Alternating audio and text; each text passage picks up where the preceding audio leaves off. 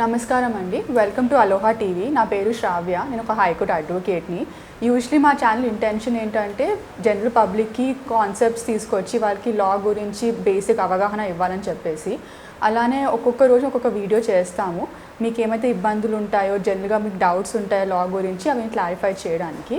ఇవాళ మనం మాట్లాడిన topic usually first information report, FIR అంటారు. ఎఫ్ఐఆర్ వేసినప్పుడు చాలామంది తప్పుడుగా వేస్తూ ఉంటారు. దానికి కాన్సిక్వెన్సెస్ ఏముంటాయి, ఎలాంటి యాక్షన్ తీసుకుంటాము అనేసి.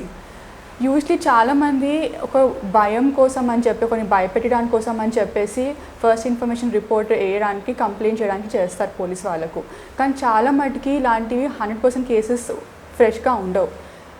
వేరే వాళ్ళని ఇబ్బంది పెట్టాలని కానీ, లేకపోతే ఒకరి ఇంటెన్షన్ ఎలా ఉంటుందంటే వాళ్ళని డెస్ట్రాయ్ చేయడానికి, లేకపోతే వాళ్ళ సొసైటీలో ఇమేజ్ పాడు చేయడానికి, లేకపోతే వాళ్ళ త్రూగా ఏమైనా ఒప్పించడానికి మనము డబ్బులు తీసుకోవడానికని చేస్తూ ఉంటారు.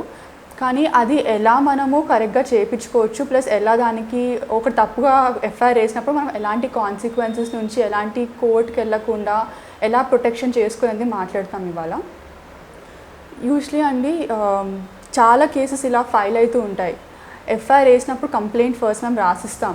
బేసిక్ ఇంపార్టెంట్ పాయింట్ ఏమంటే, ఒక కంప్లైంట్ రాసినప్పుడు దాంట్లో డీటెయిల్స్ ఉంటాయి. ఆ డీటెయిల్స్ బట్టి ఒక పోలీస్ ఆఫీసర్ ఇన్వెస్టిగేషన్ చేస్తారు.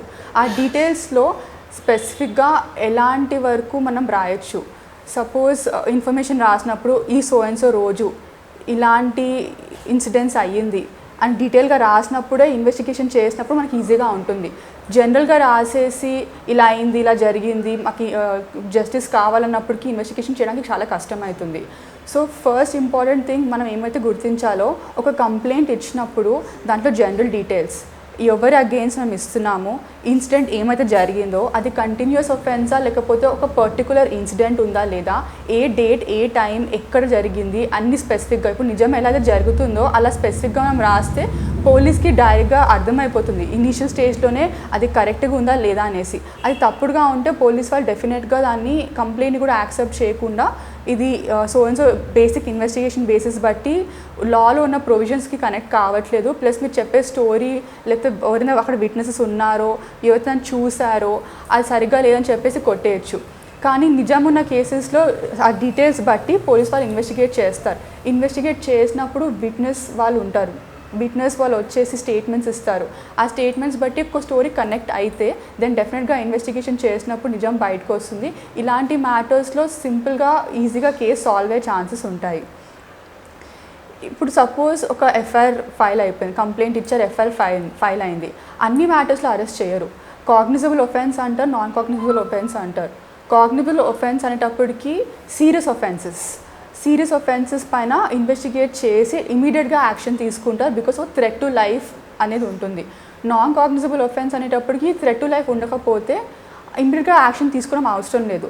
సో ఎవరైనా కంప్లైంట్ వేసినప్పుడు దాని ఇన్ఫ్యాక్ట్ ఫ్యాక్ట్స్ బట్టి, లా బట్టి చూసేటప్పటికి ఏమైతే సీరియస్గా ఇమీడియట్గా యాక్షన్ తీసుకోవాలి, ఇమీడియట్గా అరెస్ట్ చేయాలని ఉంటే, కానీ ఎవరి అగేన్స్ట్ అయితే ఎఫ్ఐఆర్ వేశారో అది తప్పుడు అని మనకు తెలుసు, ఇది కరెక్ట్ కాదు, తప్పుడు ఫ్యాక్ట్స్, తప్పుడు రిప్రజెంటేషన్స్ బట్టి వాళ్ళు ఎఫ్ఐఆర్ వేశారన్నప్పుడు యాంటిసిపేటరీ బెయిల్ తీసుకోవచ్చు.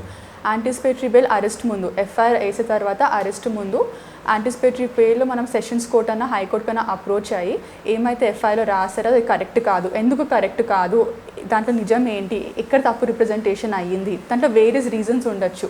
ఎవరు అగేన్స్ట్ వేశారో ఆ పర్సన్ అక్కడ ఉండకపోవచ్చు, ఆ ఒఫెన్స్ జరగకపోవచ్చు, అతను విక్టిమ్ కూడా కాకపోవచ్చు, అలా వేరియస్ రీజన్స్ పట్టేసి యాంటిసిపేటరీ బెయిల్ వేయచ్చు. యాంటిసిపేటరీ బెయిల్ వచ్చినప్పటికీ ఇమీడియట్గా అరెస్ట్ చేయకుండా ఉంటారు. లేదు ఆల్రెడీ అరెస్ట్ అయిపోయింది, అలాంటి సిట్యువేషన్స్లో బెయిల్ అప్లికేషన్ వేయచ్చు. బెయిల్ వేసినప్పుడు కూడా ఇదే ఆస్పెక్ట్స్ చూస్తారు.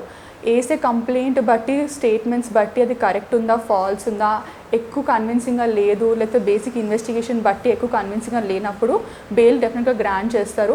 బెయిల్ కూడా కండిషన్ ఉండొచ్చు, నాన్ కండిషన్ ఉండొచ్చు. కండిషన్స్ అనేటప్పటికి సపోజ్ కేస్ డిమాండ్ చేస్తుంది, ఫారిన్ కంట్రీకి వెళ్ళిపోతున్నాడు, లేకపోతే అతను వేరే బిజినెస్లో జంప్ అవుతున్నాడు, కేస్ బట్టి ఉంటుంది.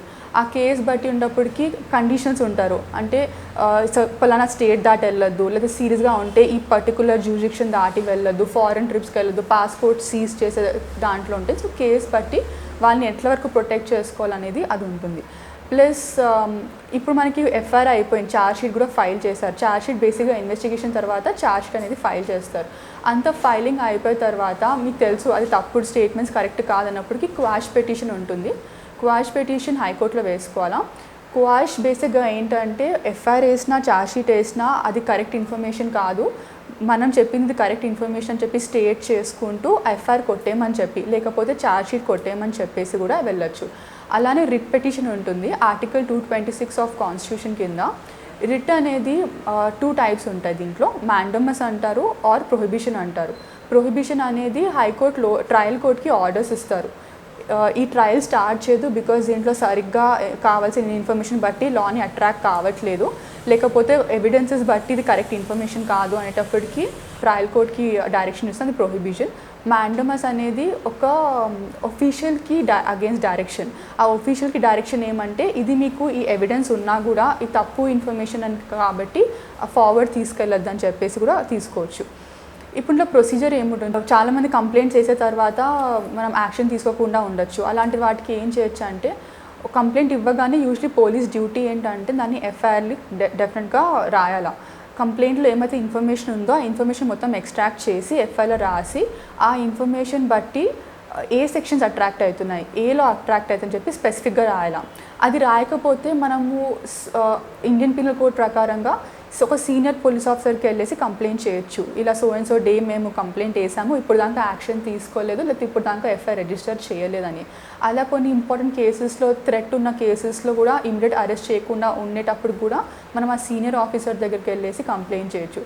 ఆ సీనియర్ ఆఫీసర్ కూడా ఇన్ఛార్జ్ తీసుకోవట్లేదు, ఎఫ్ఐఆర్ చేయట్లేదు అన్నప్పుడు మెజిస్ట్రేట్ దగ్గరికి వెళ్ళొచ్చు. మెజిస్ట్రేట్ దగ్గరికి వెళ్ళేసి పెటిషన్ పెట్టుకొని సో అండ్ సో రోజు కంప్లైంట్ వేసాము బట్ స్టిల్ ఇప్పుడు దాకా ఏమీ యాక్షన్ తీసుకోలేదంటే మెజిస్ట్రేట్ ఆర్డర్ చేస్తారు, ఇన్వెస్టిగేషన్ చేసి ప్లస్ ఆల్సో ఎఫ్ఐఆర్ చేయమని చెప్పి వేస్తారు. ఇప్పుడు ఇలాంటి తప్పుడు కేసెస్ వేసినప్పుడు కాన్సిక్వెన్సెస్ సేమ్ చేసుకుంటాం. యూజువలీ మనం ఏమనుకుంటామంటే డైరెక్ట్గా ఇట్లా వేసినప్పుడు కేసు ఎంత ఫాస్ట్గా అయిపోతుంది, ఎంత బయటకు వెళ్ళిపోతే చాలు మనకి ఇంకా వద్దనేసి అలా చేసినప్పటికీ రెగ్యులర్ ఒఫెండర్స్ ఉంటారు, అలా థ్రెటన్ చేయడానికి భయపెట్టి వేస్తూ ఉంటారు. కానీ మనం ఒక 1 స్టెప్ ముందుకు తీసుకెళ్ళి క్రిమినల్ లయబిలిటీ ఉంటుంది, సివిల్ లయబిలిటీ ఉంటుంది. ఇలా తప్పుడు కేసెస్ వేసే బదులు నాకు సొసైటీలో పేరు పాడైంది లేకపోతే నాకు కాంపెన్సేషన్ కావాలా అనేటప్పటికి కాంపెన్సేషన్ కోసం మనం క్రిమినల్ కోర్ట్ అప్రోచ్ అవ్వచ్చు. లేకపోతే ఈ తప్పుడు కేసు వేసే వల్ల నాకు సొసైటీలో పేరు పాడైంది, లేకపోతే నాకు ఏమైనా జాబ్ ఆఫర్ పోవచ్చు, లేకపోతే ఎనీ డ్యామేజ్, ఫ్యామిలీ డ్యామేజ్ జరగచ్చు, పర్సనల్ డ్యామేజ్ జరగచ్చు, సొసైటీలో అదే పేరు అదే పొజిషన్లో లేమనేటప్పుడు కూడా డిఫమేషన్ ఛార్జెస్ వేసుకోవచ్చు. డిఫమేషన్ అనేటప్పటికి అందరి ముందు తప్పుడు ఏమైతే మాట్లాడారో అది దానికోసం అని చెప్పి మనం ఒక అమౌంట్ ఇంత నా డ్యామేజ్ ఎంత అయింది దానికోసం మనం కాంపెన్సేషన్ తీసుకోవచ్చు. ఇప్పుడు ఆ కాంపెన్సేషన్ ఏమవుతుందో it varies from different people to people. మనకి నష్టపరిహారం ఎంత ఉందో అంతవరకు అడగచ్చు, టైం అనేది ఏమీ లేదు, డైరెక్ట్గా ఎప్పుడంటే అప్పుడు వేసుకోవచ్చు. క్రిమినల్ ఛార్జెస్ ఉంటుంది. ఒక పర్సన్ మీ అగేన్స్ట్ తప్పుడు ఇన్ఫర్మేషన్ ఇచ్చాడు, అది ప్రూవ్ అయింది తప్పుడు ఇన్ఫర్మేషన్ అని చెప్పి ప్రూవ్ అయితే మనం అతను అగేన్స్ట్ సపరేట్ పెటిషన్ వేసుకొని ఆల్మోస్ట్ అది ప్రూవ్ అయితే తప్పుడు ఇన్ఫర్మేషన్ ఇచ్చారు అని చెప్పి ప్రూవ్ అయితే 6 months ఇంప్రిజన్మెంట్ ఉంటుంది ప్లస్ ఫైన్ కూడా ఉంటుంది. అలానే ఆ తప్పుడు ఇన్ఫర్మేషన్, ఆ తప్పుడు కంప్లైంట్ బట్టి ఫాల్స్ ఎఫ్ఐఆర్ ఛార్జ్ అయ్యి ఫాల్స్ ఛార్జ్ షీట్ ఉండి అవంతా అగేన్స్ట్ ఉన్నప్పటికీ ఎవరైతే తప్పుడు ఇన్ఫర్మేషన్ ఇస్తున్నారో వాళ్ళ అగేన్స్ట్ మనం యాక్షన్ తీసుకోవచ్చు. ఆల్మోస్ట్ వాళ్ళకి 2 years ఇంప్రిజన్మెంట్ ఉంటుంది. విక్టిమ్ అగేన్స్ట్ తప్పుడు ఇన్ఫర్మేషన్ ఇచ్చారో వాళ్ళకు ఇంప్రిజన్మెంట్ అయ్యి లేకపోతే డెత్ అయ్యి ఇంప్రిజన్మెంట్ ఫర్ లైఫ్ ఇలాంటి ఛార్జెస్ ఉన్నప్పుడు ఆల్మోస్ట్ ఎవరైతే తప్పుడు ఇన్ఫర్మేషన్ ఇచ్చారో వాళ్ళకి 7 years ఇంప్రిజన్మెంట్ ఉంటుంది. సో ఇది కాకుండా కూడా ఎవరైతే పోలీస్ ఆఫీసర్కి తెలిసి ఫాల్స్ ఎవిడెన్స్ వేసి లేకపోతే ఫాల్స్ కేసు వేసినా కూడా తనకు కూడా యాక్షన్ తీసుకోవచ్చు. అలా పబ్లిక్ అథారిటీలో ఉండి తన రెస్పాన్సిబిలిటీ తప్పుడు కేసెస్ చేయకుండా, but if is acting beyond his power then డెఫినెట్గా 3 years ఇంప్రిజన్మెంట్ ఉంటుంది ప్లస్ ఫైన్ కూడా ఉండొచ్చు. సో ఇది కేస్ వైజ్ ఉంటుంది. బ్రాకెట్ అనేది కేస్ బట్టి ఆ ఒఫెన్స్ బట్టి మనకి ఏమైతే నష్టం జరిగిందో దాన్ని బట్టి కోర్ట్ డిసైడ్ చేస్తుంది ఎంత ఇంప్రిజన్మెంట్ ఉంటుంది, ఎంత ఫైన్ ఉంటుంది అని చెప్పేసి. అలానే క్రిమినల్ లయబిలిటీ డిఫమేషన్ ఛార్జెస్ తీసుకోవచ్చు. దానివల్ల మనకి కాంపెన్సేషన్ రాకుండా కూడా డైరెక్ట్గా వాళ్ళ అగేన్స్ట్ కూడా ఇంప్రిజన్మెంట్ ఉంటుంది. మీకు ఈ టాపిక్ పైన ఏమైనా డౌట్ ఉన్నా కానీ ప్లీజ్ కామెంట్ చేయండి.